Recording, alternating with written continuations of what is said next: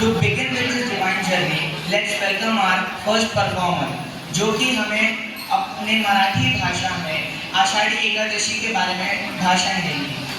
Let's welcome Karna from Standard 9.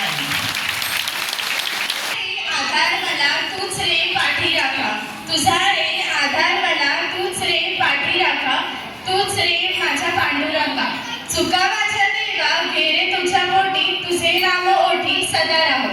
सर्वांना आषाढी एकादशीच्या खूप खूप शुभेच्छा. नमस्कार, मी तन्मया कमलेशराव राणे, माननीय सीमा पाटील मॅम, राजेश सर, सर्व शिक्षक आणि माझ्या मित्रमैत्रिणींचे स्वागत करते.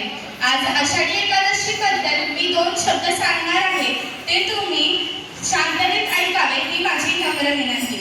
आषाढी एकादशी ही हिंदू पंचांगातील एक महत्त्वाची तिथी आहे. हा वारकरी संप्रदायाचा सर्वात मोठा उत्सव आहे. वैष्णवांसाठी या पवित्र दिवसाचे विशेष महत्त्व आहे. आषाढी एकादशीच्या दिवशी लाखोंच्या संख्येत वारकरी भक्त पंढरपूरमध्ये विठ्ठलाच्या दर्शनासाठी दाखल होतात. आषाढ महिन्यातील शुक्ल पक्षात येणाऱ्या एकादशीला देवशयनी आषाढी एकादशी असे म्हटले जाते.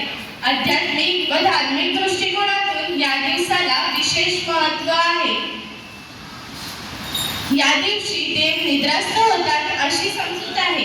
देवशयनी एकादशी बद्दल असे म्हटले जाते की या दिवशी भगवान विष्णू क्षीरसागरात शेषनागावर झोपी जातात. धार्मिक मान्यतेनुसार मनुष्याचे 1 वर्ष ही देवांची एक अहोरात्र असते. उत्तरायण ही दिवस असतो आणि दक्षिणायन ही रात्र असते. आषाढ महिन्यातील कर्क संक्रांतीला उत्तरायण पूर्ण होते आणि दक्षिणायनला सुरुवात होते. म्हणून आषाढ महिन्यातील शुक्ल पक्षात येणाऱ्या एकादशीला देवशयनी एकादशी किंवा हरिशयनी एकादशी असे म्हटले जाते. शयनी एकादशी ही चतुर्मासाची सुरुवात असते. या दिवशी भगवान विष्णू